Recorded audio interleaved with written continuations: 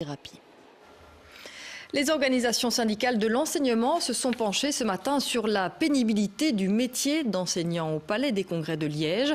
Alors, qu'est-ce qui rend ce métier si pénible? Les professeurs rencontrés ce matin avancent plusieurs raisons. On les découvre avec Vincent Jamoul et David Muller. Isabelle gère une classe de 6e primaire depuis 28 ans. Elle a de plus en plus de mal avec le bruit. La moindre chose, ils doivent ranger un cahier, prendre, ça fait directement du bruit et c'est quelque chose qu'on supporte difficilement l'âge venant. Jérôme apprend aux enfants à lire et à écrire depuis 15 ans.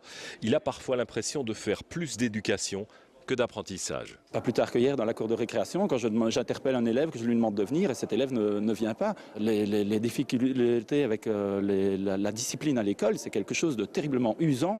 19 ans de néerlandais en secondaire, puis 20 en haute école. Michel encaisse mal les derniers décrets qui balisent son métier.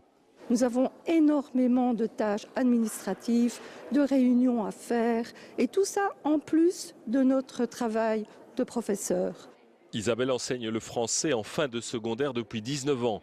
Elle rêve de classe avec une petite vingtaine d'élèves. On peut monter jusqu'à 32 parfois. Donc les conditions, imaginez un prof de langue qui doit faire parler ses élèves par exemple, ça devient totalement impossible évidemment. Pierre donne cours de religion depuis 30 ans.